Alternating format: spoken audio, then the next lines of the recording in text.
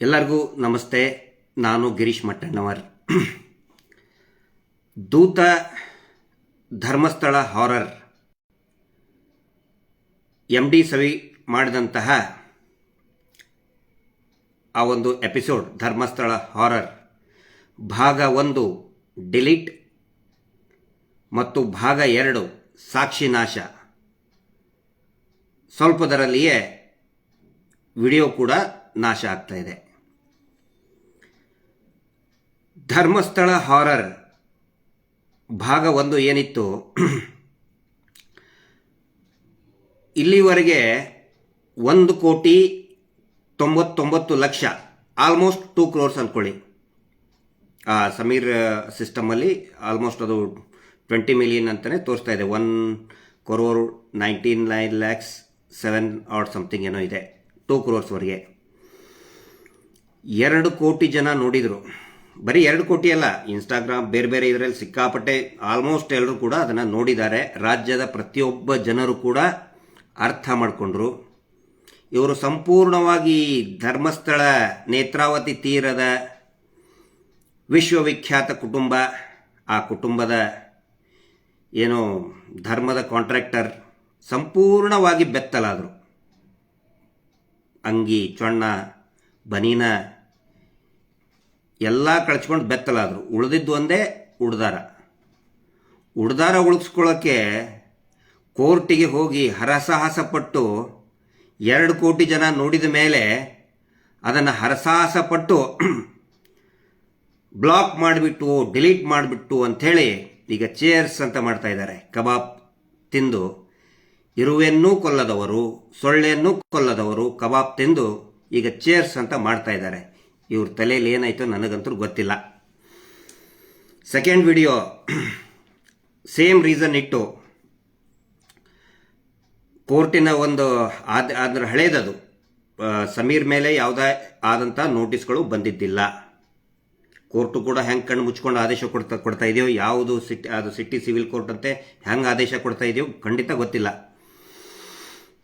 ಆದರೂ ಕೂಡ ಕಣ್ಣು ಮುಚ್ಕೊಂಡು ಏನೋ ಆದೇಶ ಕೊಟ್ಟರು ಅದನ್ನು ಪ್ರಶ್ನೆ ಮಾಡ್ತೀವಿ, ಕಾನೂನು ರೀತಿ ಪ್ರಶ್ನೆ ಮಾಡ್ತೀವಿ. ಇದರಲ್ಲಿ ಅಬ್ಸರ್ವ್ ಮಾಡಬೇಕಾಗಿರೋದು ಏನಂತ ಹೇಳಿದರೆ, ಪ್ಲೆಂಟಿಫ್ ಯಾರಿದ್ದಾರೆ, ಶೀನಪ್ಪ ಮತ್ತು ಸುಕೇಶ್, ಅವರು ಯಾರು ಅಂತ ಜನರಲ್ ಪಬ್ಲಿಕ್ಕಿಗೆ ಗೊತ್ತೇ ಇಲ್ಲ. ಅವನ ಹೆಸರು ಕೂಡ ಉಲ್ಲೇಖ ಆಗಿಲ್ಲ, ಅವ್ರ ಹೆಸರೇ ಆ ವಿಡಿಯೋದಲ್ಲಿ ಬಂದಿಲ್ಲ. ಅವ್ರು ಹೇಳ್ತಾರೆ ನೋವಾಯಿತು ಮನಸ್ಸಿಗೆ, ಡಿರೋಗೇಟರಿ ಸ್ಟೇಟ್ಮೆಂಟ್, ಮಾನನಷ್ಟ ಮೊಕದ್ದಮೆ, ಮಾನನಷ್ಟವಾಗುವ ರೀತಿಯಲ್ಲಿ ವಿಡಿಯೋದಲ್ಲಿ ಇದೆ ಅಂತ ಅವರು ಕೊಡ್ತಾರೆ. ಥರ್ಡ್ ಪರ್ಸನ್ ಅಂದರೆ ಲೋಕಸ್ ಸ್ಟ್ಯಾಂಡಿನೇ ಇಲ್ಲ, ಅದಕ್ಕೆ ಲೋಕಸ್ಸೇ ಇಲ್ಲ. ಯಾರಿಗೆ ಅವಮಾನ ಆಗಿರ್ತದೆ ಅವನು ಕೊಡಬೇಕು. ಇಲ್ಲಿ ಈ ಶೀನಪ್ಪ, ಈ ಯೂಟ್ಯೂಬರ್ಗಳಿಗೆ ಗೊತ್ತಿದೆ, ಎಲ್ಲರಿಗೂ ಈ ಒಂದು ನೋಟಿಸ್ ಕೊಟ್ಟು ಬ್ಲಾಕ್ ಮಾಡಿ ಎಲ್ಲ ಯೂಟ್ಯೂಬ್ಗಳನ್ನು ಬ್ಲಾಕ್ ಮಾಡಿಸ್ತಕ್ಕಂತಹ ಅದೇ ಶೀನಪ್ಪ MD ಸಮೀರ್ಗೆ ದೂತ ಅಂದರೆ 8 ಜನನ್ನ ರೆಸ್ಪಾಂಡೆಂಟ್ಸ್ ಮಾಡಿದ್ದಾರೆ. 4 ಫಸ್ಟ್ 4 ಏನಿದೆ ಸಮೀರ್ ಬೇರೆ ಬೇರೆ ಏನೋ ದೂತ ಮತ್ತು ಅವ್ರದ್ದು ಬೇರೆ ಬೇರೆ ಯೂಟ್ಯೂಬ್ ಇದೆ, ಅದಕ್ಕೆ ಇನ್ಸ್ಟಾ, ಫೇಸ್ಬುಕ್ಕು ಎಲ್ಲನೂ ರೆಸ್ಪಾಂಡೆಂಟ್ಸ್ ಮಾಡಿದ್ದಾರೆ. ದೇವಸ್ಥಾನಕ್ಕೆ ಸಂಬಂಧ ಇಲ್ಲದೆ ಇರುವಂಥ ವ್ಯಕ್ತಿ, ಆ ವಿಡಿಯೋದಲ್ಲಿ ಅವನ ಹೆಸರು ಕೂಡ ಉಲ್ಲೇಖ ಆಗದೆ ಇರುವಂಥ ವ್ಯಕ್ತಿ, ಕೋರ್ಟಿನ ಒಂದು ನೋಟಿಸನ್ನು ತೋರಿಸಿ ಆ ಕೋರ್ಟ್ನವ್ರು ಯಾವ ರೀತಿ ಯಾಕೆ ಹೆಂಗೆ ಬರೀತಾರೆ ಅದು ಯಾರಿಗೂ ಅರ್ಥನೇ ಆಗ್ತಾ ಇಲ್ಲ. ಅವರು ಈ 2ನೇ ವಿಡಿಯೋದನ್ನು ಕೂಡ ರಿಪೋರ್ಟ್ ಮಾಡಿ ಅದನ್ನು ಸ್ಟಾಪ್ ಮಾಡಿಸ್ತಾ ಇದ್ದಾರೆ. ಅಂದರೆ ನಿನ್ನೆ ರಾತ್ರಿವರೆಗೆ ಈ ಅಪ್ಲೋಡ್ ಮಾಡಿ 18-20 ತಾಸಲ್ಲಿ 32-33 ಲಕ್ಷ ಜನ ವೀಕ್ಷಣೆ ಮಾಡಿದರು. ಇದೊಂದು ಇತಿಹಾಸನೇ, ಇದು ರೆಕಾರ್ಡ್ ಬ್ರೇಕ್ ಅಂದರೆ ದೊಡ್ಡ ಮಟ್ಟದ ಒಂದು ದಾಖಲೆ ಇದು. ಈ ರೆಕಾರ್ಡ್ ಬ್ರೇಕ್ ಮಾಡೋಕ್ಕೆ ಬಹುಶಃ ಸಮೀರ್ ಹೇಳ್ತಾ ಇದ್ದ, ಅಣ್ಣ ನನ್ನ ಕಡೆ ನನಗೆ ಮಾಡೋಕ್ಕಾಗೋದಿಲ್ಲ ಇದನ್ನು ಅಂತೇಳಿ, ನಾನೇ ಇನ್ನೊಂದು ವಿಡಿಯೋ ಮಾಡಿದರೆ ಈ ಒಂದು ರೆಕಾರ್ಡ್ ಬ್ರೇಕ್ ಮಾಡೋಕ್ಕಾಗೋದಿಲ್ಲ, ಮೊದಲನೇ ವಿಡಿಯೋದಂತರೂ ಸಾಧ್ಯನೇ ಇಲ್ಲ ಅಂತ ಹೇಳ್ತಾನೆ. ಅಂಥ ಒಂದು ಅದು ಯಾವುದದು ವಿಡಿಯೋ, ಸಾಕ್ಷಿನಾಶದ ವಿಡಿಯೋ, ಸಾಕ್ಷಿನಾಶದ ಏನಿದೆ ಮಾಹಿತಿ ಇರುವಂಥದ್ದು. ವಾರ್ಜಾಚಾರ್ತಿ ಯಾಕೆ ಸತ್ಲು, ಆನಂತರ ಇನ್ನೊಂದು ನೀವು ಎಲ್ಲರೂ ಕೂಡ ಅದನ್ನು ಗಮನಿಸಬೇಕು. ಆ ವಿಡಿಯೋದಲ್ಲಿ ಅದು ಈಗ ಬ್ಲಾಗ್ ಮಾಡ್ತಾ ಇದ್ದಾರೆ. ಇನ್ನೊಂದು ಒಳ್ಳೆಯ ಸಂಗತಿ, ಸ್ವತಃ ಸಮೀರ್ ಮತ್ತು ನಾನು ಕೂಡ ಮಧ್ಯಾಹ್ನ ತಿಳಿಸಿದ್ದೆ, ಯಾವುದೇ ಯೂಟ್ಯೂಬರ್ಗಳಿಗೆ ಅಥವಾ ಈ ಪೇಜ್ ರೈಟರ್ಸ್ಗಳಿಗೆ ಯಾವುದೇ ರೀತಿಯಾದಂಥ ಕಾಪಿ ರೈಟ್ ಸ್ಟ್ರೈಕ್ ಬರುವುದಿಲ್ಲ. ಯಾರು ಬೇಕಾದರೂ ಕೂಡ ಅದನ್ನು ತಾವು ತಮ್ಮ ಇದರಲ್ಲಿ ಯೂಟ್ಯೂಬ್ಗಳಲ್ಲಿ ಅಪ್ಲೋಡ್ ಮಾಡಬಹುದು. ಇದಕ್ಕಿಂತ ಒಳ್ಳೆ ಮನಸ್ಸು ಬೇಕೇನ್ರಿ? ಇವನು ಒಬ್ಬನ ಯಾವನೋ ನಕಲಿ ಪತ್ರಕರ್ತ ಯಾವುದೋ ಒಂದು ತಂದು ಯೂಟ್ಯೂಬ್ನಲ್ಲಿ ಇದ್ದಿದ್ದನ್ನ ಕೂಡ್ಲಾ ರಾಂಪೇಜ್ ಅಜಯ್ ಅಂಚನ್ ಹಾಕಿದ್ದಕ್ಕೆ ಅದನ್ನು ಸ್ಟ್ರೈಕ್ ಕೊಟ್ಟು ಎಲ್ಲಿ ತನ್ನ ಬಂಡವಾಳ ಬಯಲಾಕತ್ತಂತೇಳಿ ಸ್ಟ್ರೈಕ್ ಮಾಡಿ ಓಡಿ ಹೋಗ್ಬಿಟ್ಟ. ಆದರೆ ಇಲ್ಲಿ ಯಾವುದೇ ಯೂಟ್ಯೂಬ್ಗರ್ಗಳು ಕೂಡ ಅಪ್ಲೋಡ್ ಮಾಡಬಹುದು, ಯಾವುದೇ ಕಾಪಿ ರೈಟ್ಸ್ ಅನ್ವಯ ಆಗುವುದಿಲ್ಲ. ಅದು ಕೂಡ ದ ಮೋಸ್ಟ್ ಸೆಲೆಬ್ರೇಟೆಡ್ ಯೂಟ್ಯೂಬ್. ಅದು ಇಡೀ ದೇಶದಲ್ಲಿ ದ ಮೋಸ್ಟ್ ಸೆಲೆಬ್ರೇಟೆಡ್ ಒಬ್ಬ ಯೂಟ್ಯೂಬರ್ ಹೇಳ್ತಾನೆ, ನಾನು ಯಾವುದೇ ಸ್ಟ್ರೈಕ್ಗಳನ್ನು ಕೊಡೋದಿಲ್ಲ ಅಂತ. ಇದಕ್ಕಿಂತ ಕಳಕಳಿ ಬೇಕಾ? ಅದನ್ನು ಅರ್ಥ ಮಾಡಿಕೊಡಿ. ಈಗ ಒಂದು ಎರಡನೇ ಭಾಗದಲ್ಲಿ ಏನಿತ್ತು, ಹರೀಶ್ ಮಡಿವಾಳ ಸಾವಿನ ಬಗ್ಗೆ ಒಂದು ಆಡಿಯೋ ಪ್ಲೇ ಮಾಡಿದ್ದ. ಅದರಲ್ಲಿ ಆ್ಯಕ್ಚುಲಿ ಅದನ್ನು ಅಜಯ್ ಅಂಚನ್ ಅವ್ರದ್ದು ಕೃಪೆ ಕೂಡ್ಲಾ ರಾಂಪೇಜ್ ಇತ್ತು. ಅದರಲ್ಲಿ ಇದನ್ನು ನಾನು 1 ವರ್ಷದ ಹಿಂದೆ ಸ್ಕ್ರೀನಲ್ಲಿ ನಾನು ತೋರಿಸಿದ್ದೆ. ಅದನ್ನು ಆಕ್ಸಿಡೆಂಟ್ ಆಗೋದು, ನೈಜ CCTV ಫುಟೇಜ್, ಸೌಜನ್ಯ ಪ್ರಕರಣದ ಪ್ರಮುಖ ಸಾಕ್ಷಿಯಾದಂತಹ ಹರೀಶ್ ಮಡಿವಾಳ ಅವನ ಆಕ್ಸಿಡೆಂಟ್ ಹೆಂಗಾಗುತ್ತೆ, ಯಾವ ಕಾರ್ ಹೋಗಿ ಗುದ್ದುತ್ತೆ, ಕಾರು ಹಿಂಬಾಲಿಸೋದಂತಹ CCTV ಫುಟೇಜ್ ಕೂಡ ಅದರಲ್ಲಿ ಇದೆ.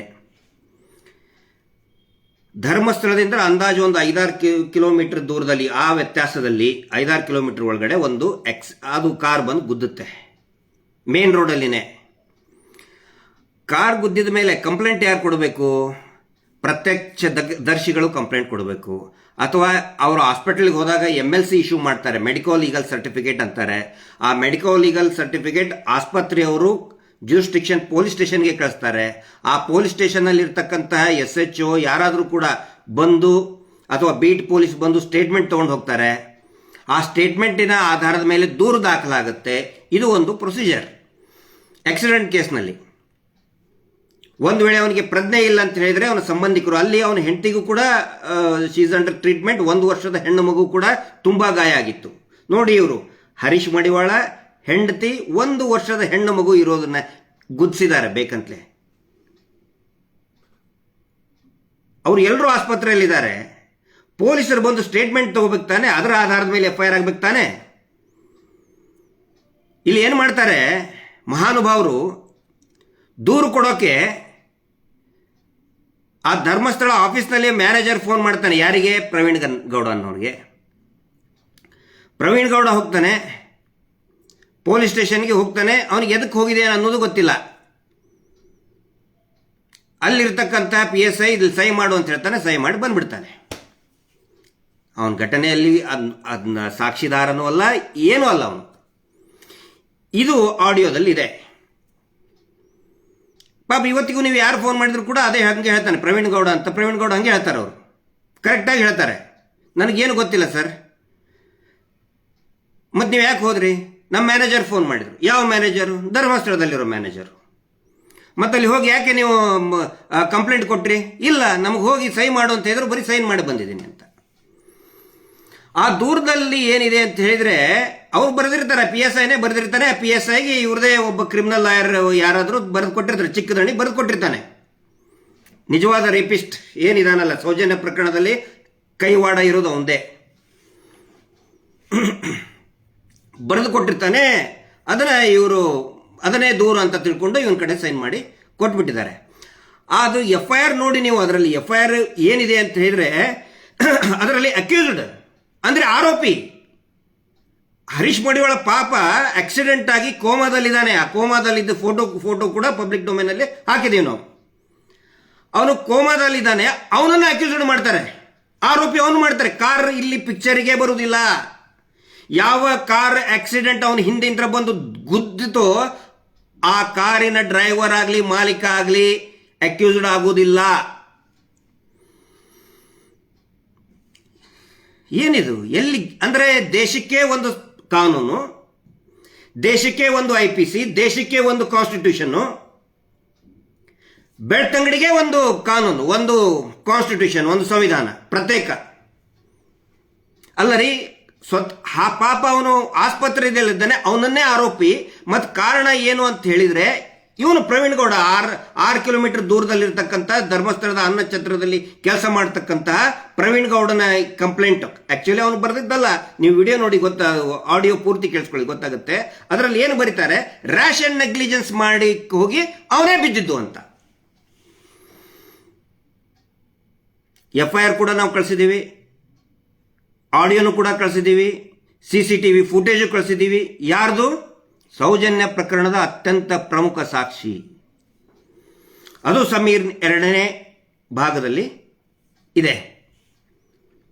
ಅದನ್ನ ನಾಶ ಮಾಡೋಕ್ಕೆ ಹೊರಟಿದ್ದಾರೆ ಪೂರ್ತಿಯಾಗಿ. ಅಂದ್ರೆ ಬ್ಲಾಕ್ ಮಾಡಿ ಆಯ್ತು, ಅದು ಇನ್ನು ಮುಂದೆ ರೀಚ್ ಆಗೋದಿಲ್ಲ. ಯಾಕಂದ್ರೆ 18 ತಾಸಿನಲ್ಲಿ 32 ಲಕ್ಷ ಹೊಡ್ತಲ್ಲ, ಮತ್ತೆ ಭಯ ಶುರುವಾಗಿ ಮಾಡಿದ್ದಾರೆ. ಹೀಗಾಗಿ ಯಾವುದೇ ಯೂಟ್ಯೂಬರ್ಗಳು ಕೂಡ ಅದನ್ನು ಅಪ್ಲೋಡ್ ಮಾಡ್ಬೋದು, ಪೇಜ್ ಕಂಟೆಂಟ್ ಕೂಡ ಯೂಸ್ ಮಾಡಬಹುದು. ಇದು ಜನರಿಗೆ ಏನು ನಡೀತಾ ಇದೆ ಅಂತ ಗೊತ್ತಿರಲಿ. ಇದ್ರ ಸಂಬಂಧಪಟ್ಟಂತೆ ಬರೀ ಸಮೀರ್ದೊಂದೇ ಅಲ್ಲ, ಇನ್ನು ಬೇರೆ ಬೇರೆ ಯೂಟ್ಯೂಬ್ಗರು ಯಾರು ಸೌಜನ್ಯ ಹೋರಾಟದ ಪರವಾಗಿ ಮಾತಾಡ್ತಾ ಇದ್ದಾರೆ ಅದೆಲ್ಲ ಪ್ರಕರಣಗಳ ಬಗ್ಗೆನೂ ಕೂಡ ಕಾನೂನಿನ ಒಂದು ವ್ಯವಸ್ಥೆ ಅದು ಜಾರಿಯಲ್ಲಿದೆ. ಈ ನಡುವೆ ಇವತ್ತು ಮುಂಜಾನೆ ಒಂದು ಆರ್ಟಿಕಲ್ ನೋಡಿದೆ ವೆಬ್ ಅದಕ್ಕೆ ಏನಂತಾರೆ, ವೆಬ್ ಪೇಪರಲ್ಲಿ. ಅದು ಯಾರ ಮನೆಗೂ ಕೂಡ ತಲುಪೋದಿಲ್ಲ ಆ ಪೇಪರು. ಆ ಪೇಪರಿನ ಮಾಲಕರು ನಾನು ಇಷ್ಟಪಟ್ಟಂತಹ ವ್ಯಕ್ತಿ ವಿಶ್ವೇಶ್ವರ ಭಟ್ರು. ಅವ್ರ ಬಗ್ಗೆ ನಾನು ಈಗಲೂ ಕೂಡ ಏನು ಅನ್ನೋದಕ್ಕೆ ಮನಸ್ಸಾಗ್ತಾ ಇಲ್ಲ. ಯಾಕಂತ ಹೇಳಿದ್ರೆ ಒಂದು ಕಾಲದಲ್ಲಿ ಅವರು ವಿಜಯ ಕರ್ನಾಟಕದ ಸಂಪಾದಕರಾಗಿದ್ದಾಗ ವಿಶ್ವೇಶ್ವರ ಭಟ್ ಅವರು ವಿಜಯ ಕರ್ನಾಟಕದ ಮುಖ್ಯ ಸಂಪಾದಕರಾಗಿದ್ದರು. ನನ್ನ ಘಟನೆ LH ಬಾಂಬ್ ಕೇಸ್ ನಡೆದಾಗ ನನಗೆ ಕರೆದು ಪ್ರೋತ್ಸಾಹ ಕೊಟ್ಟಂಥವ್ರು. ಹೀಗಾಗಿ ನಾನು ಅವ್ರ ಮೇಲೆ ಯಾವುದೇ ಟೀಕೆ ಮಾಡೋದಕ್ಕೆ ನಮ್ಮ ಮನಸ್ಸು ಒಪ್ತಾ ಇಲ್ಲ. ಆದರೆ ಅವರದೇ ಮಾಲೀಕತ್ವ ಇರುವಂತ ಅಂದ್ಕೊಂಡಿದ್ದೀನಿ ನಾನು. ಆ ಪತ್ರಿಕೆಯಲ್ಲಿ ಒಂದು ಆರ್ಟಿಕಲ್ ಬರ್ತದೆ. ಆ ಆರ್ಟಿಕಲಲ್ಲಿ ಒಬ್ಬರು ಉಮಾ ಮಹೇಶ್ ವೈದ್ಯ ಅಂತ ಇದೆ, ತುಂಬ ಗೇಲಿ ಮಾಡಿ ಬರೆದಿದ್ದಾರೆ. ಟೂಲ್ ಕಿಟ್ ಅಂತೆ, ಸೌಜನ್ಯ ಹೋರಾಟ, ಆಮೇಲೆ ಮತಾಂತರ ಅಂತೆ, ಒಂದಕ್ಕೊಂದು ಸಂಬಂಧ ಇಲ್ಲ. ಇಲ್ಲಿ ನೋಡಿ, ಧರ್ಮ ಅದು ಇದು ಏನೇನೋ ಮಸಾಲೆಗೆ ಹಾಕಿ ಮತಾಂತರ ಅದು ಇದು ಏನಂದ್ರೆ ಏನು ಸಂಬಂಧನೇ ಇಲ್ಲ, ಏನೇನೋ ಆ ಯಮ್ಮ ಬರೆದ್ಬಿಟ್ಟೈತೆ. ಆ ಯಮ್ಮನ ಗಂಡ ಯಾರು ಅಂತ ಹೇಳಿದ್ರೆ CIDಯಲ್ಲಿ ಕಾನೂನಿನ ಸಲಹೆಗಾರ. ಮುಂಚೆ ಧಾರವಾಡದಲ್ಲಿ APP ಆಗಿ ಇದ್ದಂತ, ಹಳಿಯಾಳದಲ್ಲಿ APP ಆಗಿ ಇದ್ದ. ಅವನ ಮೇಲೆ ಅನೇಕ ದೂರುಗಳು ಕೂಡ ಚೀಫ್ ಪ್ರಾಸಿಕ್ಯೂಟರ್ಗೆ, ಕರ್ನಾಟಕ ರಾಜ್ಯ ಸರ್ಕಾರದ ಕಾನೂನು ಸಚಿವರಿಗೆ ಅವಾಗಿಂತ ಹೋಗ್ತಾನೆ ಇದೆ. ಬಹಳ ಇದೆ ಒಂದು ಹಣೆ ಬರ. ಬಹಳ ಅಂದ್ರೆ ವಿಪರೀತ ಕಿರುಕುಳದ ಆರೋಪಗಳು ಅವನ ಮೇಲಿದೆ. ಆ ವೈದ್ಯ ಎನ್ನುವ ಒಬ್ಬ ಸೆಕ್ಸ್ ರೋಗಿ ಬೆಳಿಗ್ಗೆನೆ ಆ ಆರ್ಟಿಕಲ್ ಅವ್ರ ಹೆಂಡತಿ ಅಂತ ಬೇರೆ ಯಾರೋ ಹೇಳಿದ್ರು ನನಗೆ, ಇಲಾಖೆಯಲ್ಲಿದ್ದಂಥವ್ರೆ ಹೇಳಿದರು, ಸಮೋನ್. ಅವನು ಎಲ್ಲ CID ಅಧಿಕಾರಿಗಳಿಗೆ ಆ ಆರ್ಟಿಕಲ್ಗಳನ್ನು, ಅಧಿಕಾರಿಗಳು ಸಿಬ್ಬಂದಿಗಳು CIDಯಲ್ಲಿ ಯಾರ್ಯಾರು ಇರ್ತಾರೆ ಎಲ್ಲರಿಗೂ ಕೂಡ, ಇಡೀ ರಾಜ್ಯದಲ್ಲಿ ಬೇರೆ ಬೇರೆ ಕಡೆ ಬ್ರಾಂಚಸ್ ಇದೆ CID, ಗುಲ್ಬರ್ಗಾದಲ್ಲಿದೆ, ಬೇರೆ ಬೇರೆ ಇದರಲ್ಲಿದೆ, ಅವ್ರೆಲ್ಲರಿಗೂ ಕಳಿಸ್ತಾನೆ. ಕಳಿಸಿ ಇದಕ್ಕೆ ಕಮೆಂಟ್ ಮಾಡ್ರಿ ಅಂತ ಹೇಳ್ತಾನೆ. ಅಂದ್ರೆ CID ಅಧಿಕಾರಿಗಳು, CID ಅಂದ್ರೆ ತುಂಬಾ ಪ್ರತಿಷ್ಠೆ ಇರುವಂತಹ ಕರ್ನಾಟಕ ಪೊಲೀಸ್ ಇಲಾಖೆಯ ಒಂದು ಸಂಸ್ಥೆ. ಆ ಎಲ್ಲ ಸಿಬ್ಬಂದಿಗಳಿಗೆ ಒಂದು ಮೆಸೇಜ್ ಹಾಕ್ತಾನೆ, ಸರ್ಚ್ ಮಾಡ್ರಿ, ಒಂದು ವೈದ್ಯಂದು ಮೆಸೇಜ್ ಹಾಕ್ತಾನೆ, ಅದನ್ನು ನೀವು ಕಮೆಂಟ್ ಮಾಡಬೇಕು. ಅಂದ್ರೆ ಇವನು ಹೆಂಡತಿ ಬರೆದಂತ ಆರ್ಟಿಕಲ್ ಅನ್ನ ಓದಿ ಕಮೆಂಟ್ ಮಾಡಿ ಶೇರ್ ಮಾಡಿ ಫಾರ್ವರ್ಡ್ ಮಾಡಬೇಕು. CID ಅಧಿಕಾರಿಗಳಿಗೆ ಬೇರೆ ಕೆಲಸ ಇಲ್ಲನು? ಇವನು ಹೆಂಡತಿ ಬರೆದಿದ್ದು ಓದಿ ಕಮೆಂಟ್ ಮಾಡಬೇಕಾ? ಅದು ಯಾವ ಆರ್ಟಿಕಲ್? ಸೌಜನ್ಯ ಹೋರಾಟವನ್ನ ಗೇಲಿ ಮಾಡಿದಂತ ಆರ್ಟಿಕಲ್. ಬಿಸ್ಕೆಟ್ ಹಾಕಿರ್ತಾರದು ಎಲ್ಲರಿಗೂ ಗೊತ್ತಿದೆ, ಅದೇನು ನಾನು ಬಿಡಿಸಿ ಹೇಳಬೇಕಾಗಿಲ್ಲ. ಮೂಳೆ ಹಾಕಿರ್ತಾನೆ ಅವನು, ಇವ್ರ ನೆಕ್ತಾ ಏನೋ ಬರೆದಿರ್ತಾರೆ, ವಾಟ್ ಎವರ್. ನಾಚಿಕೆ ಸ್ವಲ್ಪನೂ ಕೂಡ ಬೇಡ. ಯಾವ ರೀತಿ ಇವರು CIDಯನ್ನು, ಆಮೇಲೆ ಅದೇ CIDಯಲ್ಲಿ ಇದೇ ಯೋಗೀಶ್ ಇದ್ದಾನೆ. ಈಗ ಆ ಯೋಗೀಶ್ ಇದ್ದಾನಲ್ಲ, ಪುಣ್ಯಾತ್ಮ ಮಹಾನುಭಾವ, ಪೂರ್ತಿ ಸಂಪೂರ್ಣ ಇದೇ ಒಂದು ಮುಂದೆ ಇದೆ.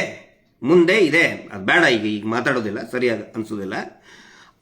ಅದೇ ವ್ಯಕ್ತಿ CIDದಲ್ಲಿದ್ದಾನೆ, CID ಸೈಬರ್ ಸೆಲ್ಲಲ್ಲಿ. ಅವರು ಇವರು ಸೇರ್ಕೊಂಡು ಒಳ್ಳೆ ಆಟ ನಡೆಸ್ಕೊಂಡು ಕೂತ್ಕೊಂಡ್ಬಿಟ್ಟಿದ್ದಾರೆ. ಆನಂತರ ಒಂದು ವಿಚಿತ್ರ ನೋಡಿ, ನೀವು ಕೋರ್ಟ್ ಹಾಲ್ನಲ್ಲಿ, ಹೈಕೋರ್ಟ್ ಹಾಲ್ನಲ್ಲಿ ಆದಂತಹ ವಾದ ವಿವಾದ ನೋಡಿರ್ಬೇಕು ನೀವು. ಅದರಲ್ಲಿ ಸ್ಟೇಟ್ ಪ್ರಾಸಿಕ್ಯೂಟರ್ ಆಕ್ಚುಲಿ ಇಲ್ಲಿ ಮಹೇಶ್ ಶೆಟ್ಟಿ ತಿಮ್ರೋಡಿ ವರ್ಸಸ್ ಅವ್ರದ್ದು ಏನು ಇಲ್ಲ, ಬಡ್ಡಿ ಪೂಜ್ಯವ್ರದ್ದು ಏನು ಇಲ್ವೇ ಇಲ್ಲ. ಆದರೂ ಕೂಡ ಆ ಸ್ಟೇಟ್ ಪ್ರಾಸಿಕ್ಯೂಟರ್ ಆದವರು ಎತ್ತಿ ಹೇಳ್ತಾ ಇದ್ದಾರೆ, ಡಿರೋಗೇಟರಿ ಮಾಡ್ತಾ ಇದ್ದಾರೆ. ಅರೆ ಇಲ್ಲಿ SPP ಅವರು ಏನ್ ಕೆಲಸ ಮಾಡ್ತಾ ಇದ್ರಿ ನೀವು? ನಿಮಗೆ ಸಂಬಂಧನೇ ಇಲ್ಲದು. ಈ ಮೊನ್ನೆ ಏನು ಇಂತಲ್ಲಿ ಪರ್ಮಿಷನ್ಗೋಸ್ಕರ ಹೈಕೋರ್ಟಿಗೆ ಹೋಗಿದ್ರು, ಪರ್ಮಿಷನ್ ಅನ್ನ ಸುಳ್ಳು ಏನನ್ನು ತಿರುಚಿ ಮಾಡಿ ಹೈಕೋರ್ಟ್ ಆದೇಶವನ್ನು ತಿರುಚಿ ಹೇಳ್ತಾ ಇದ್ರು. ಅದಕ್ಕೂ ಮತ್ತೆ ಮಹೇಶ್ ಶೆಟ್ಟಿ ತಿಮರೋಡಿ ಅವರಿಗೆ ಸಂಬಂಧನೇ ಇಲ್ಲ. ಅಂತಂದ್ರೆ ಡಿರೋಗೇಟರಿ ನೀವು ಯಾರ ರಕ್ಷಣೆಗೋಸ್ಕರ ನಿಂತಿದ್ದೀರಿ? ಆಮೇಲೆ ಇದು ಮಿಸ್ಟರ್ ವೈದ್ಯ ಅನ್ನೋನು ಎಷ್ಟು ಒಳಗಡೆ ಇಟ್ಕೊಂಡು ಎಷ್ಟು ವ್ಯವಸ್ಥೆಯನ್ನ ಕೊಳಕ ಮಾಡಿಬಿಟ್ಟಿದ್ದಾರೆ, ಎಷ್ಟು ವ್ಯವಸ್ಥೆ ಕೊಳತು ಹೋಗ್ಬಿಟ್ಟಿದೆ ಅಂತ ಹೇಳಿದ್ರೆ, ಇವರೆಲ್ಲ ಸೇರ್ಕೊಂಡು ಅತ್ಯಾಚಾರಿಗಳ ಪರವಾಗಿ ಇಲ್ಲಿ ಲಾಬಿ ಮಾಡೋದು, ಇಲ್ಲಿ CIDಯಲ್ಲಿ ಇದ್ಕೊಂಡು. ಅದಕ್ಕೆ ನಾನು CID ಮುಖ್ಯಸ್ಥರಿಗೆ ವಿನಂತಿ ಮಾಡ್ಕೊಳ್ತಾ ಇದ್ದೀನಿ, ದಯವಿಟ್ಟು ಇಂಥವ್ರನ್ನ ಇಟ್ಕೊಳಕ್ ಹೋಗಬೇಡಿ. ಯಾಕಂದ್ರೆ ಇವ್ನ ಮೇಲೆ ಸಿಕ್ಕಾಪಟ್ಟೆ ಕಂಪ್ಲೇಂಟ್ ಇದೆ, ನಾವು ಅದನ್ನೆಲ್ಲ ಕೂಡ ಕೊಡ್ತಾ ಇದ್ದೀವಿ. ಈ ಹಿಂದೆನೂ ಕೂಡ ಗಮನಕ್ಕೆ ತಂದಾಗಿದೆ. ಇಂತಹ ನೀಚರನ್ನ ದಯವಿಟ್ಟು ಇಟ್ಕೊಳಕ್ ಹೋಗಬೇಡಿ. ಇಲಾಖೆಗೆ ಇಂಥವರಿಂದಾನೇ ಒಂದು ಕೆಟ್ಟ ಹೆಸರು ಬರ್ತಾ ಇದೆ. ಏನೇನು ನೋಡಿ, ಇದೇ ರೀತಿ ಹೋದ್ರೆ ಇವನು ಏನೇನು ಡೀಲಿಂಗ್ ಮಾಡಿದಾನೆ ಎಲ್ಲ ಗೊತ್ತಿದೆ. ಎಲ್ಲವೂ ಹೊರಗಡೆ ತರ್ತೀವಿ ನಾವು, ಪ್ರತಿಯೊಂದು ಹೊರಗಡೆ ತರ್ತೀವಿ ನಾವು. ಯಾಕಂದ್ರೆ ಸೌಜನ್ಯಳ ಕಣ್ಣು ಪ್ರತಿಯೊಬ್ಬರ ಮೇಲಿದೆ. ಯಾರ್ಯಾರು ಏನೇನು ಆಟ ಆಡ್ತಾ ಇದ್ದಾರೆ, ಸೌಜನ್ಯ ಶಕ್ತಿ ಅದು, ಚಾಮುಂಡೇಶ್ವರಿಯ ಶಕ್ತಿ ಅದು ಎಲ್ಲರ ಮೇಲೂ ಇದೆ. ನೀವೇನೋ ಅಂದ್ಕೊಂಡಿರ್ಬಹುದು, ತುಂಬಾ ಸರಳವಾಗಿ ತಿಳ್ಕೊಂಡಿರ್ಬೋದು. ಏನು ಬಿಡು, ಇಂದಿಷ್ಟು ಕೊಟ್ಟ ನಾವೇನಾದ್ರೂ ಮಾಡಿ ಒಂದು ನನ್ನ ಹೆಂಡತಿ ಕಡೆ ಆರ್ಟಿಕಲ್ ಮಾಡಿಸಿ ಆಗ್ಬಿಟ್ಟೆ. ಪ್ರತಿಯೊಬ್ಬರ ಮೇಲೇನು ಕೂಡ ಆ ಕಣ್ಣಿದೆ, ನೆನಪಿಟ್ಕೊಳ್ಳಿ.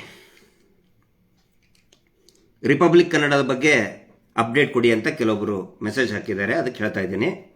ಇದು ರಿಪಬ್ಲಿಕ್ ಕನ್ನಡ ವಿರುದ್ಧ ಆಗಿ ನಾನು ಮಾತಾಡ್ತಾ ಇಲ್ಲ, ಅಥವಾ ಯಾವುದೇ TV ಚಾನಲ್ಲು ಮಾಧ್ಯಮದ ವಿರುದ್ಧವಾಗಿ ನಾನು ಮಾತಾಡ್ತಾ ಇಲ್ಲ. ಲಾಸ್ಟ್ ಟೈಮ್ ನಾನು ಒಂದು ಹೇಳಿದ್ದೆ, ಅವರಿಗೆ ಆಫರ್ ಕೊಟ್ಟಿದ್ದೆ.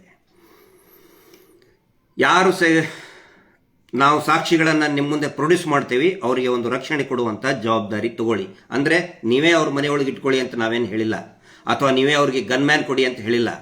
ನಿಮ್ಮ ಚಾನಲ್ನಿಂದ ಒಂದು ಅಫಿಷಿಯಲ್ ರಿಕ್ವೆಸ್ಟ್ ಕೊಡಿ ಪೊಲೀಸ್ ಇಲಾಖೆಗೆ, ನಮ್ಮ ಚಾನಲ್ನಲ್ಲಿ ನಾವು ಸತ್ಯಾಸತ್ಯತೆಯನ್ನು ರಿವೀಲ್ ಮಾಡ್ತಾ ಇದ್ದೀವಿ ಅಂಥೇಳಿ ಒಂದು ಅರ್ಜಿ ಕೊಡಿ. ಆ ಕಾರಣ ಆ ಸಾಕ್ಷಿಗಳಿಗೆ ಒಂದು ಪ್ರೊಟೆಕ್ಷನ್ ಕೊಡಿ ಅಂತ ಒಂದು ಅರ್ಜಿ ಬರೆದಿದ್ರು ಸಾಕಾಗಿತ್ತು. ಇರಲಿ, ನನಗೆ ಯಾವುದೇ ಕರೆಗಳು ಕೂಡ ಬರಲಿಲ್ಲ, ಆಹ್ವಾನ ಕೂಡ ಬರಲಿಲ್ಲ. ಆಹ್ವಾನ ಅವರೇ ಕೊಟ್ಟಿದ್ದು, ಚಾಲೆಂಜ್ ಮಾಡಿದ್ದು, ನಾನು ಚಾಲೆಂಜ್ ಮಾಡಿಲ್ಲ. ಯಾರ್ದಾದರೂ ಇದ್ರೆ ಬಂದ್ಬಿಡಿ ಅಂತ ಹೇಳಿದ್ರಲ್ಲ, ಚಾಲೆಂಜ್ ಕೊಟ್ಟಿದ್ರಲ್ಲ, ನಾನು ಚಾಲೆಂಜ್ಗೆ ಉತ್ತರ ಅಂತ ಹೇಳಿಲ್ಲ, ನಾನು ರಿಕ್ವೆಸ್ಟ್ ಮಾಡ್ಕೊಂಡಿದ್ದೆ. ಯಾಕಂದ್ರೆ that was the biggest opportunity ನಮ್ಗೆ ಕೊಟ್ಟಂಥದ್ದು. ಅದೇನು ಒಂದು 3 ನಿಮಿಷದ ವಿಡಿಯೋ ಇದೆ, ಅದನ್ನು ನೋಡಿಬಿಟ್ರೆ, ಅದನ್ನು ತೋರಿಸಿಬಿಟ್ರೆ ಪ್ರತಿಯೊಬ್ಬರಿಗೂ ಕೂಡ ಧರ್ಮಸ್ಥಳದವನ್ನ ಯಾರು ಮಲಿನ ಮಾಡ್ತಾ ಇದ್ದಾರೆ ಅದು ಗೊತ್ತಾಗುತ್ತೆ. ಸಂಪೂರ್ಣವಾಗಿ ನಾನೇನು ಮಾಹಿತಿ ಈಗ ಕೊಡ್ತೀನಿ ಅಂತ ಹೇಳಿದ್ದಿಲ್ಲ. Only one short around 3 minutes ಇದೆ, ವಿಡಿಯೋ ಇದೆ, ನೈಜವಾಗಿರೋದು. ನಾನು ಹೇಳಿದ್ದೆ, ಯಾವುದೇ AI ಆಗಲಿ, ಅನಿಮೇಟೆಡ್ ಆಗಲಿ, ಕೃತಕವಾಗಿ ಮಾಡಿದಂಥದ್ದಾಗಲಿ, ರಿಕ್ರಿಯೇಷನ್ ಆಗಲಿ ಅಲ್ಲ, ನೈಜವಾಗಿರುವಂಥದ್ದು. ಅದನ್ನ ನೋಡಿಬಿಟ್ರೆ ಇವ್ರು ಹೇಳ್ತಾರಲ್ಲ, ನಮಗೆ ನಾನು ಯಾಕೆ ಅದನ್ನ ಹೇಳಿದೆ ಅಂತ ಹೇಳಿದ್ರೆ, ಆ ಒಂದು ವಿನಂತಿ ಮಾಡಿಕೊಂಡೆ ಅಂತ ಹೇಳಿದ್ರೆ, ಪದೇ ಪದೇ ನಮ್ಮ ಮೇಲೆ ಮಲಿನ ಮಾಡ್ತಾ ಇದ್ದಾರೆ, ಅಪಪ್ರಚಾರ ಮಾಡ್ತಾ ಇದ್ದಾರೆ ಅಂತ ನಮ್ಮ ಮೇಲೆ ಸುಳ್ಳು ಆರೋಪ ಮಾಡೋದಲ್ಲ. ಅದನ್ನು ನೋಡಿಬಿಟ್ರೆ ರಾಜ್ಯದ ಈ ದೇಶದ ಪ್ರತಿಯೊಬ್ಬ ಪ್ರಜೆಗೂ ಗೊತ್ತಾಗುತ್ತೆ ಯಾರು ಮಲಿನ ಮಾಡ್ತಾ ಇದ್ದಾರೆ, ಶ್ರೀ ಕ್ಷೇತ್ರ, ಪವಿತ್ರ ಶ್ರೀ ಕ್ಷೇತ್ರವನ್ನ ಯಾರು ಮಲಿನ ಮಾಡ್ತಾ ಇದ್ದಾರೆ ಅನ್ನೋದು ಗೊತ್ತಾಗುತ್ತೆ. ಅದಕ್ಕೊಂದು ನೀವೊಂದು ಅವಕಾಶ ಕೊಟ್ರಿ ಅಂತ ಖುಷಿಯಾಗಿತ್ತು ನಮಗೆ. ಬಟ್ ಯಾವುದೇ ಆಹ್ವಾನ ಬರಲಿಲ್ಲ. ಇಟ್ಸ್ ಓಕೆ, ನಾವು ಯಾವ ಟೀಕೆಯನ್ನು ಕೂಡ ನಿಮಗೆ ಮಾಡೋದಿಲ್ಲ, ಮೌನವಾಗಿಯೇ ಇರ್ತೀವಿ ನಾವು. ನಮಗೆ ಯಾಕಂತ ಹೇಳಿದ್ರೆ ಆಲ್ಮೋಸ್ಟ್ ಈಗ TV ಚಾನಲ್ ಇರೋರು ವೈಯಕ್ತಿಕವಾಗಿ ನನಗೆ ಒಳ್ಳೆ ಸಂಬಂಧ, ಒಳ್ಳೆ ಎಲ್ಲ ಸ್ನೇಹಿತರೆ, ಹಳೆಯ ಸ್ನೇಹಿತರೆ ಎಲ್ಲರೂ ಕೂಡ. ಇವ್ರು ನಮ್ಮ ಹಣೆ ಬಾರ ನೋಡಿ, ಇವ್ರ ಸಲುವಾಗಿ ನಾವು ಎಲ್ಲರ ಜೊತೆಗೂ ಕೂಡ ವೈಮನಸ್ಸು ಕಟ್ಕೋಬೇಕಾಗಿದೆ. ಆದರೆ ಮಹಾಭಾರತದ ಯುದ್ಧ, ಆಗಲೇ ಹೇಳಿದ್ನಲ್ಲ ವಿಶ್ವೇಶ್ವರ ಭಟ್ರು, ಮಹಾಭಾರತದ ಯುದ್ಧ, ನೀವು ಆ ಕಡೆ ಹೋಗ್ಬಿಟ್ರೆ, ಅಧರ್ಮದ ಕಡೆ ಹೋದ್ರೆ ನಾವು ಬಾಣವನ್ನ ಬಿಟ್ಟೇ ಬಿಡ್ತೀವಿ, ಬಿಡಲೇಬೇಕಾಗುತ್ತೆ. ಇದನ್ನ ಎಲ್ಲರೂ ಅರ್ಥ ಮಾಡ್ಕೊಳ್ಳಿ. ರಿಪಬ್ಲಿಕ್ ಕನ್ನಡದಲ್ಲಿ ಅನೇಕ ವಿಷಯಗಳನ್ನ ಹೇಳಿದ್ರು, ಏನೇನೋ ಕೆಲವೊಂದಂತರೂ ನಮಗೆ ಅಂದ್ರೆ ಇದು ನಾನು ಇದನ್ನ ರಿಪಬ್ಲಿಕ್ ಕನ್ನಡವನ್ನ ದೃಷ್ಟಿಗೆಯಲ್ಲಿ ಇಟ್ಕೊಂಡು ಹೇಳ್ತಾ ಇಲ್ಲ, ಇವರಿಗೆ ಕೊಟ್ಟಂತ ಸುಳ್ಳಿನ ಸರಕಿನ ಬಗ್ಗೆ ಹೇಳ್ತಾ ಇದ್ದೀನಿ. ಯಾಕಂದ್ರೆ ಇವರು ಇನ್ನೊಂದು ಚಾನಲ್ಗೂ ಕೂಡ ಕೊಡ್ತಾರೆ. ಅಂದ್ರೆ ಇದು 12 ವರ್ಷದಿಂದ ಇದೇ ನಾಟಕನೇ ಮಾಡಿದ್ದಾರೆ ಇವರು, ಇದೇ ಡ್ರಾಮಾ, ಇದೇ ಸುಳ್ಳಿನ ಸರಕು, ಹಳೆ ಕ್ಯಾಸೆಟ್ಟಿಗೆ ಹೊಸ ಕವರ್ ಹಾಕಿ ಎಲ್ಲರಿಗೂ ಒಂದು ಕೊಡ್ತಾ ಬಂದಿದ್ದಾರೆ. ಅದನ್ನ ಯೋಚನೆ ಇಲ್ಲ ಯಾರು ಕೂಡ ದಯವಿಟ್ಟು ಪ್ರಸಾರ ಮಾಡಬೇಡಿ. ಹೇಳ್ತಾರಲ್ಲ ಸಂತೋಷ್ ರಾವ್ ಕರಾಟೆ ಪಟುವಾಗಿದ್ದರಿ ಅಂಥೇಳಿ. ಯಾಕೆ ಸೌಜನ್ಯಳನ್ನ ಅವನು ಎತ್ಕೊಂಡು ಹೋದ, ನಡು ರಸ್ತೆಯಿಂದ ಎತ್ಕೊಂಡು ಹೋದ ಅಂತ ಹೇಳಿದ್ರೆ ಹಿ ವಾಸ್ ವೆರಿ ಸ್ಟ್ರಾಂಗ್. ಯಾಕಂತ ಹೇಳಿದ್ರೆ ಕರಾಟೆ ಬ್ಲ್ಯಾಕ್ ಬೆಲ್ಟ್ ಮಾಡಿದ್ದ. ಆಯ್ತಪ್ಪ, ಕರಾಟೆ ಬ್ಲ್ಯಾಕ್ ಬೆಲ್ಟ್ ಮಾಡಿದ್ದ, ಒಪ್ಕೊಳ್ಳೋಣ. ಕರಾಟೆ ಬ್ಲ್ಯಾಕ್ ಬೆಲ್ಟ್ ಥೇರಿನೇ ನಾವು ಒಪ್ಕೊಳ್ಳೋಣ. ನಿಮ್ದು ಥೇರಿ ಅಲ್ಲ ಅದು. ಕರಾಟೆ ಯಾಕೆ ಎತ್ಕೊಂಡು ಹೋದ? Karate ಕಲ್ತಿದ್ದ black belt. 2 ದಿನ ಆದಮೇಲೆ ಬಾಹುಬಲಿ ಬೆಟ್ಟದಲ್ಲಿ ಸಂತೋಷ್ ರಾವ್ ಒಬ್ಬನೇ ಕೂತ್ಕೊಂಡಾಗ ನಾವು 3 ಜನ ಹಿಡ್ಕೊಂಡು ಬಂದ್ವಿ ಅಂತ ಹೇಳ್ತಾರಲ್ಲ ಇವ್ರು ನರಪೇತ್ಲ್ಗಳು, ಗಾಂಜಾ ಗಿರಾಕಿಗಳು, ಗಾಂಜಾ ಸೇದವರು 3 ಜನ ಹಿಡ್ಕೊಂಡು ಬಂದು ಅಂತ ಹೇಳ್ತಾರಲ್ಲ. ಇವನು ಅದೇ ಕರಾಟೆ ಬ್ಲ್ಯಾಕ್ ಬೆಲ್ಟ್ ಥೇರಿಯನ್ನ ಅಲ್ಲಿ ಅಪ್ಲೈ ಮಾಡೋದಾದ್ರೆ ಈ ನರಪೇತ್ಲ್ 3 ಜನ ಹಿಡ್ಕೊಂಡು ಬಂದ್ರಲ್ಲ, ಮಲ್ಲಿಕ್ ಜೈನ್, ಉದಯ್ ಜೈನ್, ರವಿ ಪೂಜಾರಿ, ಅವ್ರ ಮುಖಾಮೂತಿ ಹೊಡಿತಾ ಇದ್ನೇ ಇಲ್ಲ ಅವನು? ಮುಖ, ಬಾಯಿ, ಹಲ್ಲು ಉದುರ್ತಾ ಇದ್ವು ಇಲ್ಲ ಅವ್ರದ್ದು? ಬ್ಲ್ಯಾಕ್ ಬೆಲ್ಟ್ ಥೇರಿನ ಸೌಜನ್ಯನ ಎತ್ಕೊಂಡು ಹೋಗ್ಬೇಕಾದ್ರೆ ನೀವು ಅಪ್ಲೈ ಮಾಡ್ತೀರಾ? ಕರಾಟೆ ಬ್ಲ್ಯಾಕ್ ಬೆಲ್ಟ್ ಥೇರಿಯನ್ನ ಅಲ್ಲಿನೂ ಅಪ್ಲೈ ಮಾಡಬೇಕಿತ್ತಲ್ಲ ನೀವು. ಬಾಹುಬಲಿ ಬೆಟ್ಟದಿಂತರ 3 ಜನ ಹಿಡ್ಕೊಂಡು 3 ಜನ ಎಲ್ಲಿ ಅವನಿಗೆ ಈಡಾಗ್ತಾರೆ? ಬ್ಲ್ಯಾಕ್ ಬೆಲ್ಟ್ ಕಲ್ತವನಿಗೆ 10 ಜನ ಬಂದ್ರು ಹೊಡೆದು ಕಳಿಸ್ತಾನ ಅವನು. ಯಾಕಂದ್ರೆ ಸಂತೋಷ್ ರಾವ್ ಅಲ್ಲ, ಬ್ರುಸ್ಲಿ. ವಾಸ್ತವ ಏನು ಗೊತ್ತಾ? ಇವರು ಹೇಳ್ತಾರಲ್ಲ ಬ್ಲ್ಯಾಕ್ ಬೆಲ್ಟ್ ಕಲ್ತಿದ್ದ ಅಂತ ಹೇಳಿ. 10 ವರ್ಷದಿಂದ ಅವನು ಪ್ರಾಕ್ಟೀಸೇ ಮಾಡ್ತಾ ಇರಲಿಲ್ಲ. ಬ್ಲ್ಯಾಕ್ ಬೆಲ್ಟ್ ಬಿಟ್ಟು 10 ವರ್ಷದ ಮೇಲಾಗಿತ್ತು ರೀ. ಒಂದು ಕ್ರಿಕೆಟ್ ಮ್ಯಾಚಲ್ಲಿ 1-2 ತಿಂಗಳು ಅವನು ರಿಟೈರ್ಡ್ ಆಗಿ 1-2 ತಿಂಗಳಿಗೆ ಯಾವ ಮ್ಯಾಚು ಆಡೋಕ್ಕಾಗಲ್ಲ ಅವನು. ಒಬ್ಬ ಅಥ್ಲೀಟ್ 1 ತಿಂಗಳು ಪ್ರಾಕ್ಟೀಸ್ ಆಗಲಿಲ್ಲ ಅಂತ ಹೇಳಿದ್ರೆ ಪೂರ್ತಿ ಎಲ್ಲ ತುಕ್ಕು ಹಿಡ್ದಂಗೆ ಆಗುತ್ತೆ, ಮೈ ಎಲ್ಲ ಪ್ರಾಕ್ಟೀಸ್ ಮಾಡಲಿಲ್ಲ ಅಂತ ಹೇಳಿದ್ರೆ. 10 ವರ್ಷ ಆಗಿತ್ತು ಅವನು ಬಿಟ್ಟು. ಅವನು ಬರೀ ಜಪಮಾಲೆ ಇಟ್ಕೊಂಡು ಅಡ್ಡಾಡ್ತಾ ಇದ್ದಂಥವನು ಸಂತೋಷ್ ರಾವ್. ಬ್ಲ್ಯಾಕ್ ಬೆಲ್ಟ್ ಇದನ್ನು ಅವನೇನು ಹೂ ಹಾ ಕಿಯಾ ಅಂತ ಇದ್ನ ಅವನು. ಬರ್ತಿದ್ನ ಮುಂಜಾನೆದ್ದು ಜಪಮಾಲೆ ಇಟ್ಕೊಂಡು ನದಿಯಲ್ಲಿ ಇದು ಮಾಡಿ ಅರ್ಧವರೆಗೆ ಮುಳುಗಿ ಜಪಮಾಲೆ ಮಾಡ್ತಾ ಇದ್ದವನು. ಬ್ಲ್ಯಾಕ್ ಬೆಲ್ಟ್ ಕಲ್ತಿದ್ದ. ಆ ನಂತರ ಅವನ ಮೇಲೆ ಇನ್ನೊಂದು ಅತ್ಯಾಚಾರದ ಪ್ರಕರಣ ದಾಖಲಾಗಿತ್ತು. ಇದನ್ನ ಪ್ರೂವ್ ಮಾಡುತ್ತೆ ಒಂದು ಪತ್ರಿಕೆ. ಯಾವುದೇ ಕ್ರೈಮ್ ರಿಪೋರ್ಟರ್ ಅವರಿಗೆ ಗೊತ್ತಿದೆ, ಯಾವುದೇ ಕ್ರೈಮ್ ಬಗ್ಗೆ ಮಾತಾಡಬೇಕಾದ್ರೆ ಫಸ್ಟ್ ಕೇಳೋದು, ಅದು ಅತ್ಯಾಚಾರದಂಥ ಪ್ರಕರಣ ಇದ್ದಾಗ FIR ಕೇಳಬೇಕು. ಸಂತೋಷ್ ರಾವ್ನ ಮೇಲೆ ಹಿಂದೆ ಏನಾದರೂ ಅತ್ಯಾಚಾರದ ಆರೋಪ ಇದ್ದರೆ FIR ತೋರಿಸ್ಬೇಕು ನೀವು. ಎಲ್ಲಿದೆ FIR? ಯಾವುದೋ ಪೇಪರ್ ಅಲ್ಲ, ಅದು ಯಾವ ಪೇಪರ್ ಅಂತ ನಮಗೂ ಗೊತ್ತು. ಸಂತೋಷ್ ರಾವ್ ಇದು ಸೌಜನ್ಯ ಪ್ರಕರಣ ಆದ ಮೇಲೆ ಪ್ರಿಂಟ್ ಮಾಡಿದ್ದಾರೆ. ಅದಕ್ಕಿಂತ ಬಿಫೋರ್ ಏನಾದರೂ ಪ್ರಿಂಟ್ ಮಾಡಿದಾರಾ? ತೋರಿಸಿ ಆ ಪತ್ರಿಕೆ, ಅದರ ಡೇಟ್ ತೋರಿಸಿ ಅದರ ಡೇಟು. 9/10 ಯಾವಾಗ ಅವನು ಅರೆಸ್ಟ್ ಆಗಿದ್ದು? 11/10/2012 ಮೇಲೆ ಏನಾದರೂ ಪಬ್ಲಿಷ್ ಆಗಿದೆಯಾ ಅಥವಾ ಅದಕ್ಕಿಂತ ಬಿಫೋರ್ ಆಗಿದ್ದು ಹೇಳಿದ್ರೆ ಒಪ್ಕೊಳ್ಳೋಣ ಜಿನೈನ್ ಅಂತ ಹೇಳಿ. ಇವ್ರದೇ ಪತ್ರಿಕೆ, ಇವ್ರದೇ ಪ್ರಿಂಟರ್ಸು, ಮಂಜುಶ್ರೀ ಪ್ರಿಂಟರ್ಸು, ಇವರೇ ಪ್ರಿಂಟ್ ಹಾಕಿರ್ತಾರೆ. 10 ಪೇಪರ್ಗಳಿಗೆ ಕೊಟ್ಟಿರ್ತಾರೆ, ಹಾಕ್ರಿ ಒಂದು ಅಂಥೇಳಿ. FIR ಎಲ್ಲಿದೆ ಸ್ವಾಮಿ? ಯಾವ ಸ್ಟೇಷನ್ನಲ್ಲಿ ಆಗಿದ್ದು, ಎಲ್ಲಿ FIR ಆಗಿದೆ ಅದನ್ನು ತೋರಿಸ್ಬೇಕು ನೀವು. ಇಂಥವು ಇನ್ನೂ ಸಾಕಷ್ಟು. ಅದಕ್ಕೆ ನಾನು ಹೇಳೋದು, ನಾನು ರಿಪಬ್ಲಿಕ್ ಕನ್ನಡನ ದೃಷ್ಟಿಯಲ್ಲಿ ಇಟ್ಕೊಂಡು ಮಾತಾಡ್ತಾ ಇಲ್ಲ. ಮತ್ತು ಒಂದು ಒಳ್ಳೆಯದು ನಾನು ನೋಡಿದ್ದಂತ ಹೇಳಿದ್ರೆ, ಪರ್ಸನಲ್ ಅಟ್ಯಾಕ್ ಸೌಜನ್ಯ ಕುಟುಂಬದ ಮೇಲೆ ಮಾಡಿಲ್ಲ. ಹಿಂದೆ ಒಂದು ಚಾನಲ್ ಪರ್ಸನಲ್ ಅಟ್ಯಾಕ್ ಮಾಡ್ತು, ಬಟ್ ಪರ್ಸನಲ್ ಅಟ್ಯಾಕ್ ಮಾಡಿಲ್ಲ. ಅನೇಕ ಲೋಪದೋಷಗಳಿದೆ. ಈ ಹಿಂದೆ ನಮ್ಮ ಸೌಜನ್ಯ ಹೋರಾಟಗಾರ್ತಿಯವರು ಮೊನ್ನೆ ತುಂಬ ಚೆನ್ನಾಗಿ ವಿಶ್ಲೇಷಣೆ ಮಾಡಿದ್ದಾರೆ. ಅದರಲ್ಲಿ ಇನ್ನೊಂದು, ಆ ಒಬ್ಬನು ಈ ನಕಲಿ ಪತ್ರಕರ್ತ ಹೇಳ್ತಾನೆ ಏನಂತ ಹೇಳಿದರೆ, ಹೈಕೋರ್ಟ್ ಹೇಳಿಬಿಟ್ಟಿದೆ ಅಂತೆ. ಏನು ಹೈಕೋರ್ಟ್ ಹೇಳಿದೆ ಅಂತೆ, ಸಂತೋಷ್ ರಾವ್ನ ಕಂಪೆನ್ಸೇಷನ್ ರಿಜೆಕ್ಟ್ ಮಾಡಿಬಿಡ್ತಂತೆ ಹೈಕೋರ್ಟು. ಎಂಥ ಥರ್ಡ್ ಕ್ಲಾಸ್ ಸುಳ್ಳು ಹೇಳ್ತಾರೆ. ಅದಕ್ಕೆ ನಾನು ಹೇಳೋದು, ದಯವಿಟ್ಟು ಇಂಥವ್ರನ್ನ ಯಾಕೆ ಕುಂದಿಸ್ತಾ ಇದ್ದೀರಾ? ನಾನು ಯಾವುದೇ TV ಚಾನಲ್ ಕೇಳ್ತಾ ಇದ್ದೀನಿ, ನಿಮ್ಮಲ್ಲಿ ಒಬ್ಬ ಲೀಗಲ್ ಅಡ್ವೈಸರ್ ಇರೋದಿಲ್ವಾ? ಒಂದು ಹೈಕೋರ್ಟ್ ಆರ್ಡರ್ ಪೂರ್ತಿ ಓದಕ್ಕೆ ಆಗುದಿಲ್ವಾ? ಅದೇ ಹೈಕೋರ್ಟ್ ಆರ್ಡರ್ನಲ್ಲಿದೆ ರೀ, ಅದೇ ಹೈಕೋರ್ಟ್ ಆರ್ಡರ್ನಲ್ಲಿದೆ. ಅಪ್ರೋಪ್ರಿಯೇಟ್ ಫಾರಮ್ನಲ್ಲಿ ನೀವು ಕ್ಲೇಮ್ ಮಾಡ್ಕೊಳ್ಳಿ. ಯಾಕಂದ್ರೆ high court is not a forum to claim compensation. High court ಅಲ್ಲ, ಸಿವಿಲ್ ಕೋರ್ಟ್ನಲ್ಲಿ, ಮ್ಯಾಜಿಸ್ಟ್ರೇಟ್ ಕೋರ್ಟ್ನಲ್ಲಿ ಅದನ್ನು ಕ್ಲೇಮ್ ಮಾಡಬೇಕು. ಸಿವಿಲ್ ಕೋರ್ಟ್ನಲ್ಲಿ ಕ್ಲೇಮ್ ಮಾಡಬೇಕು ಅದನ್ನ.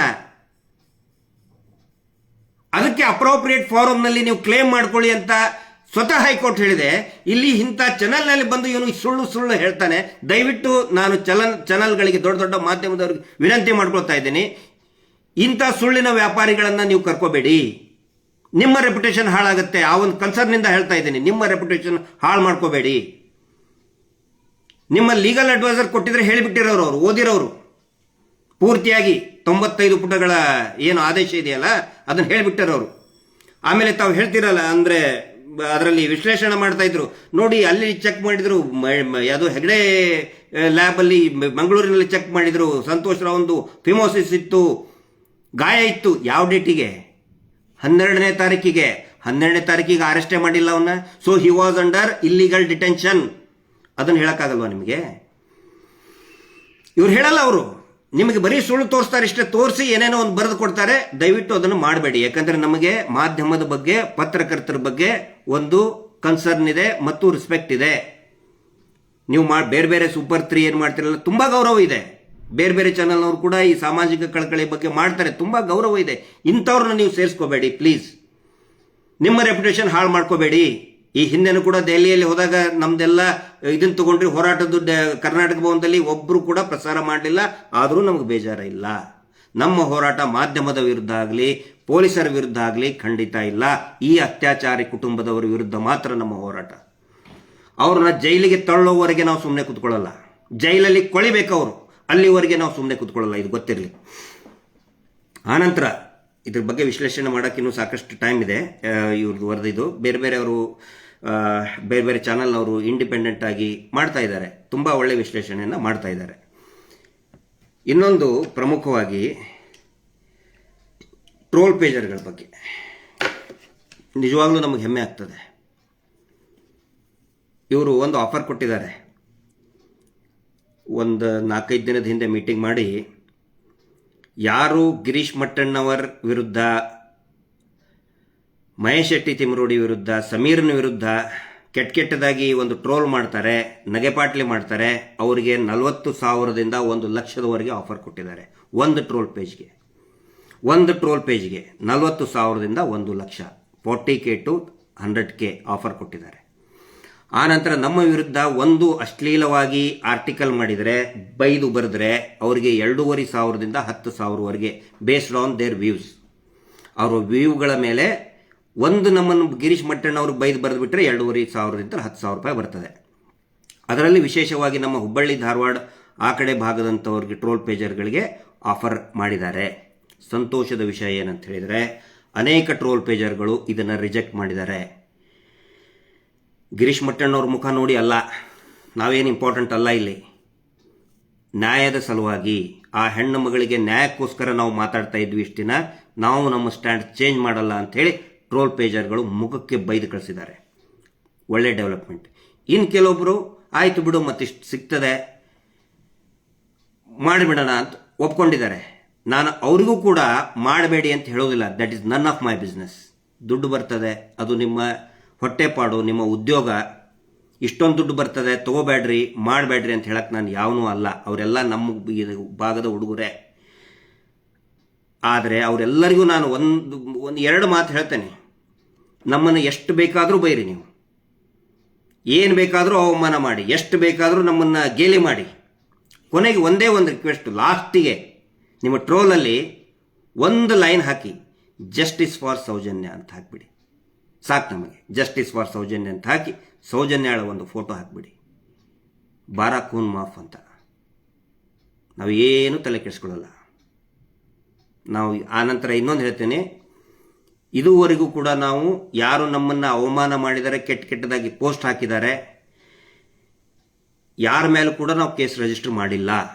ಮಾನನಷ್ಟ ಮೊಕದ್ದಮೆ ನಾವು ಹಾಕಿಲ್ಲ, ಇನ್ನು ಮುಂದೂ ಕೂಡ ಹಾಕುವುದಿಲ್ಲ. ಟ್ರೋಲ್ ಪೇಜರ್ಗಳಿಗೆ ಹೇಳ್ತಾ ಇದ್ದೀನಿ ನಾನು. ನಮ್ಮನ್ನು ನೀವು ಕೆಟ್ಟದಾಗಿ ಬೈದರೆ ಫ್ರೀಯಾಗಿ ಬೈರಿ, ಯಾವ ಹೆದರಿಕೆನೂ ಬೇಡ, ಅಳಕು ಬೇಡ, ಆತಂಕ ಬೇಡ. ಒಂದು PSI ಇದ್ದ ಕೇಸ್ ಹಾಕಿಬಿಡ್ತಾನಂತೇಳಿ ಯಾರ ಮೇಲೂ ಕೂಡ ನಾವು ಕೇಸ್ ಹಾಕುವುದಿಲ್ಲ. ಬೇಕಾದಂಗೆ ಬೈರಿ ನೀವು, ನಮ್ಮ ಕಡೆ ಅಂತ ಪ್ರಾಮಿಸ್ ಅದು. ಯಾಕಂತ ಹೇಳಿದರೆ ನಾವೇನು ಕೇಳಿ, ನೀವು ಮಹೇಶ್ ಶೆಟ್ಟರ್ ಮೇಲೆ ಸುಮಾರು ಕೇಸ್ ಆಗಿದೆ, ಅವರು ಕೂಡ ಕೇಸ್ ಹಾಕಿಲ್ಲ, ಯಾವತ್ತಿಗೂ ಕೂಡ ಹೋಗಿ ಕಂಪ್ಲೇಂಟ್ ಕೊಟ್ಟಿಲ್ಲ, ದೂರು ಕೊಟ್ಟಿಲ್ಲ.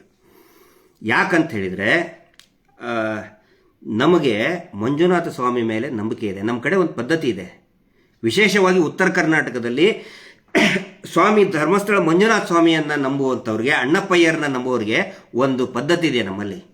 ಯಾರಾದರೂ ಜಗಳಕ್ಕೆ ಬಂದರೆ, ನಮ್ಗೆ ತೊಂದರೆ ಕೊಟ್ಟರೆ ಸೀದಾ ಪೊಲೀಸ್ ಸ್ಟೇಷನ್ಗೆ ಹೋಗೋದಿಲ್ಲ, ಧರ್ಮಸ್ಥಳಕ್ಕೆ 10 ರೂಪಾಯಿ ಹಾಕ್ತೀವಿ ಅಂತೇಳಿ ನಾವು ಹರಕೆ ಹೊತ್ಬಿಡ್ತೀವಿ ನಾವು. ಅದು ನಮ್ಮ ನಂಬಿಕೆ. ಆದರೆ ಇವರಿಗೆ ದೇವಸ್ಥಾನದ ಗುತ್ತಿಗೆ ಹಿಡಿದಂತಹ ಧರ್ಮಾಧಿಕಾರಿಗಳು ಮತ್ತು ಅವರ ಕುಟುಂಬಕ್ಕೆ ಆ ನಂಬಿಕೆ ಇಲ್ಲ. ಹೀಗಾಗಿ ನಮ್ಮ ಮೇಲೆ 10 ಕೋಟಿ ರೂಪಾಯಿ ನನ್ನ ಮೇಲೆ ಹಾಕಿದ್ದಾರೆ. ಯಾರು? ಆ ಮಗು ಹೋಗಿತ್ತಲ್ಲ, ಅಮೇರಿಕಕ್ಕೆ ಹೋದಂಥ ಮಗು, 10 ಕೋಟಿ ನನ್ನ ಮೇಲೆ ಹಾಕಿದ್ದಾನೆ. ನಾನು ಕೇಳೋದಪ್ಪ. ಆಮೇಲೆ ಮಹೇಶ್ ಶೆಟ್ಟರ್ ಮೇಲೆ, ಅನಿತಾ ಕಾಸರಗೋಡ್ ಮೇಲೆ, ಇನ್ನೂ ಯಾವುದು ಯೂಟ್ಯೂಬರ್ಗಳ ಮೇಲೆ 10 ಕೋಟಿ, 5 ಕೋಟಿ, 1 ಕೋಟಿ, ಸಾಕಷ್ಟು ಕೋಟಿಗಟ್ಟಲೆ ಹಾಕಿದ್ದಾರೆ.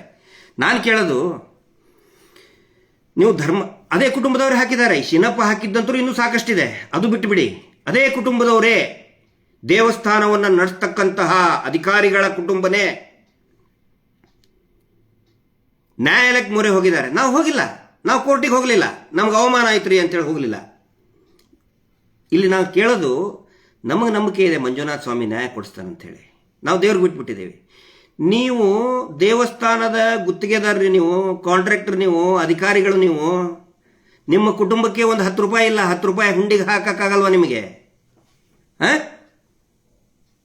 ಯಾಕೆ 10 ಕೋಟಿ, 15 ಕೋಟಿ, 5 ಕೋಟಿ ಮಾನನಷ್ಟ ಮೊಕದ್ದಮೆ, ಮಾನಹಾನಿ ಅಂತ ಹಾಕ್ತಾ ಇದ್ದೀರಿ?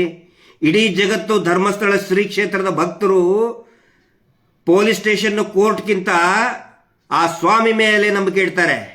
ನಿಮಗೆ ನಂಬಿಕೆ ಇಲ್ವಲ್ರಿ? ಒಂದು 10 ರೂಪಾಯಿ ಹಾಕಕ್ಕಲ್ಲನ್ರಿ ನಿಮಗೆ? ಅದ್ಯಾವುದೋ ಲ್ಯಾಂಬರ್ಗಿಣಿ ತೊಗೊಂಡಿದ್ದು ದೊಡ್ಡದಾಗಿ ತೋರಿಸ್ತೀರಿ. ಲ್ಯಾಂಬರ್ಗಿಣಿ ತಗೊಂಡು ಬಂದ್ವಿ, ಲ್ಯಾಂಬರ್ಗಿಣಿ ಒಳಗೆ ತಿರುಗಾಡಿಸಿದ್ವಿ ಅಂತೇಳಿ. ಗಿಣಿನೂ ಕಾಗೇನೋ ಅಲ್ಲ, ನಿಮ್ಮ ಏನನ್ಬೇಕು ನಿಮ್ಮ ಮುಸುಡಿಗೆ? ಲ್ಯಾಂಬರ್ಗಿಣಿಯಲ್ಲಿ ಬಂದು ದೊಡ್ಡದಾಗಿ ತೋರಿಸ್ತೀರಿ. 10 ರೂಪಾಯಿ ಇಲ್ಲ ನಮ್ಮ ಮೇಲೆ. ಒಂದು ಮಂಜುನಾಥ ಸ್ವಾಮಿಗೆ ನಾವೇನೋ ತಪ್ಪು ಮಾಡ್ತಾ ಇದ್ದೀವಿ ಅಂತ ಹೇಳ್ಕೊಂಡು ಒಂದು ಸೌಜನ್ಯ ಹೋರಾಟಗಾರರು ನಮ್ಮ ಮಾನವನ್ನು ಹರಾಜು ಹಾಕ್ತಾ ಇದ್ದಾರೆ ಬೀದಿಯಲ್ಲಿ ಅಂಥೇಳಿ, ಸ್ವಾಮಿ ನೀನೇ ನೋಡ್ಕೋ ಅಂತೇಳಿ ಒಂದು 10 ರೂಪಾಯಿ ಹಾಕೋಕ್ಕಾಗಲ್ಲ ನಿಮ್ಮ ಗುಂಡಿಗೆ. ವರ್ಷಕ್ಕೆ 400 ಕೋಟಿ ರೂಪಾಯಿ ಹುಂಡಿ ದುಡ್ಡು ಎತ್ತುತ್ತೀರಿ ನೀವು. ಭಕ್ತರು ಹಾಕಿದ 400 ಕೋಟಿ ರೂಪಾಯಿ ಎತ್ತುತ್ತೀರಿ ನೀವು. ಪ್ರತಿ ವಾರ 1,000 ಕೋಟಿ ರೂಪಾಯಿ ಮೀಟರ್ ಬಡ್ಡಿ ದಂಧೆಯಲ್ಲಿ ಎತ್ತುತ್ತೀರಿ ನೀವು. 10 ರೂಪಾಯಿ ಹಾಕಕ್ಕಲ್ಲ ಇಲ್ಲರಿ ನಿಮ್ಮ ಗುಂಡಿಗೆ, ನಿಮ್ಮ ಹಣೆ ಬಾರಕ್ಕೆ, ನಿಮ್ಮ ಮುಸುಡಿಗೆ. ನಾವು ಹಾಕ್ತಾ ಇಲ್ಲ, ನಾವು ಕೇಸ್ ಹಾಕ್ತಾ ಇಲ್ಲ ನಿಮ್ಮ ಮೇಲೆ, ಇವ್ರ ಮೇಲೆ. ಆಮೇಲೆ ಯಾವುದೇ ಟ್ರೋಲ್ ಪೇಜರ್ ಮೇಲೆ ಕೂಡ ನಾವು ಅದೇ ಕಾರಣಕ್ಕೆ ಹಾಕ್ತಾ ಇಲ್ಲ. ನೋಡ್ಕೊಳ್ಳಿ ದೇವರು. ಇದೇ ಆ ಶಕ್ತಿ ಮೇಲೆ ಬಹಳ ನಂಬಿಕೆ ಇದೆ ನಮಗೆ. ಅದರ ಸಲುವಾಗಿ ಯಾವುದೇ ಕೇಸ್ ಹಾಕ್ತಿಲ್ಲ ನಾವು. ಬೇಕಾದಂಗೆ ಬೈರಿ. ಒನ್ಸ್ ಅಗೇನ್ ನಾನು ಲಾಸ್ಟಿಗೆ ಏನು ಹೇಳ್ತಾ ಇದ್ದೀನಿ, ಎಷ್ಟೇ ಟ್ರೋಲ್ ಪೇಜರ್, ಪಾಪ ನಾನು ಮೆಚ್ಚಬೇಕು ಆ ಟ್ರೋಲ್ ಪೇಜರ್ಗಳಿಗೆ, ರಿಜೆಕ್ಟ್ ಮಾಡಿದಾರಲ್ಲ ಅವರಿಗೆ, ಬೇಡ ಅಂಥೇಳಿ. ಆದರೆ ಯಾರು ಬೈತೀರಿ, ಒಂದೇ ಒಂದು ಸೆಂಟೆನ್ಸ್, ಜಸ್ಟಿಸ್ ಫಾರ್ ಸೌಜನ್ಯಳಿಗೆ ನ್ಯಾಯ ಸಿಗಲಿ, ಒಂದು ಫೋಟೋ ಹಾಕಿಬಿಡಿ. ಧನ್ಯವಾದಗಳು. Justice for Soujanya.